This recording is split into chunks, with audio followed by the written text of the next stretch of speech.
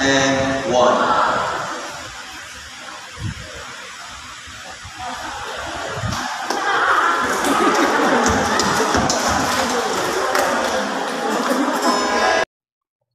Ayan, good evening sa inyo ating lahat guys. Please support my YouTube channel. Please like, share, comment, and subscribe. Ayan. So ano muna tayo guys ha, magbibigay lang tayo ng payo. Ayan. Shout out muna tayo guys. Shout out kay Father Jose de la Cruz. Ayan, Father Jose de la Cruz.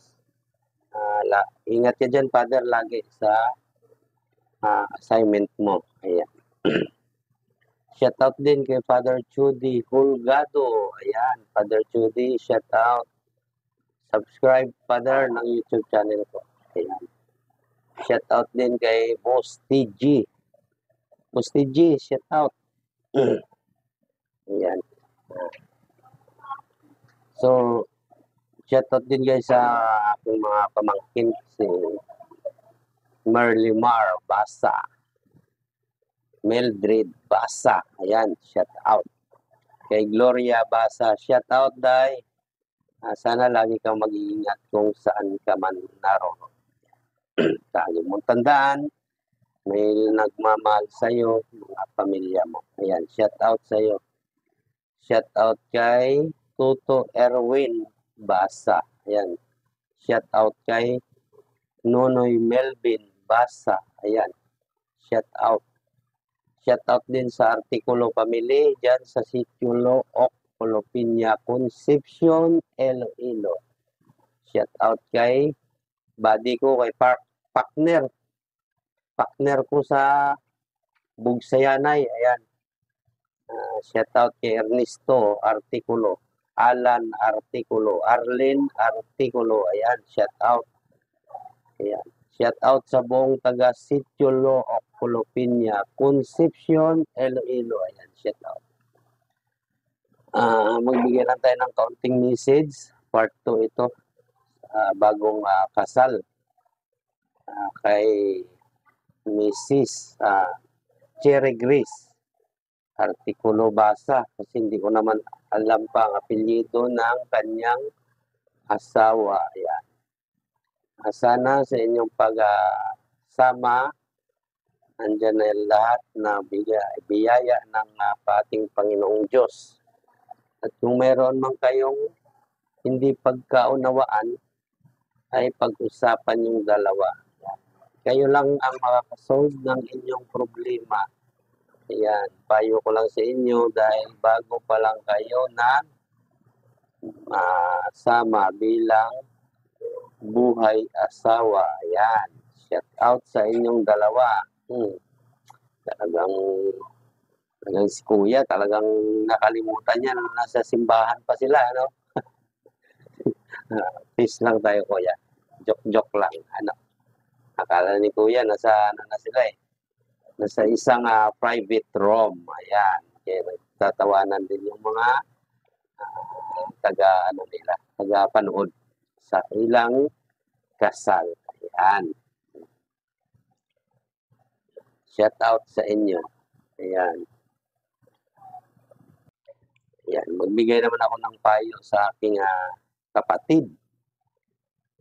Tol, kung ano man ang problema mo ay kayo lang din ang makakasolve niyan na mag-asawa. Ayan.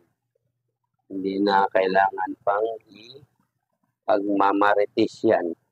Private yan. Saka yung sinasabi mong lagi na hindi mo siya maintindihan. So, if ikaw ang nakakaintindi, ipaintindi mo sa iyong asawa. Ayan. Kumbaga, halimbawa natin, Tol, ikaw yung susi, at si Boy naman ang padlock. Yan. Kailangan mabuksan yung padlock, kailangan mayroong susi para mabuksan ang padlock. Ganun lang yung kasimple, Tol. Buksan mo ang kanyang isipan. No? Kasi kung yun na yung nasa isip niya, ay talagang hindi na maaalis sa isipan. Kaya ikaw mismo ang magpaunawa sa partner mo. Hindi maganda ito, kailangan natin pag-usapan. Ayan. Hindi yung sa loob kayo ng bahay, nagbabangayan kayo sa ganong bagay. Ayan, tol.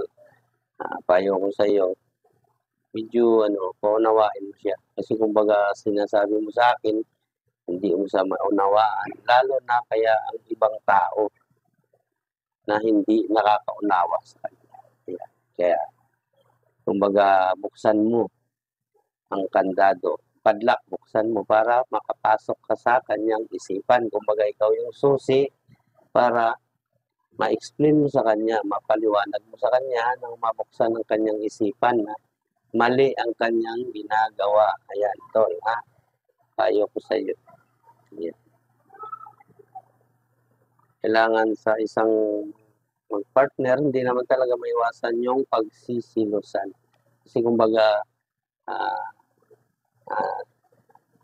sign na yan sign aging na sinasabi nila.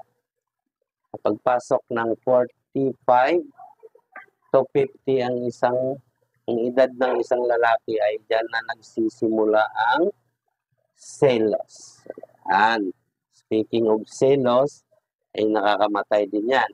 Nakakamatay din. Marami ang namatay. Ayan, ulit guys Atol, ikaw ang makapagpaunawa sa iyong partner. Ayan.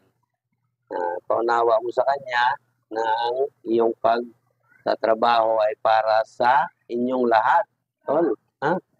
Kasi kumbaga, ang isip ng Niboy, kumbaga nakapokus na lang siya, siyempre, nag-iisip din yan kung paano sa makatulong sa'yo.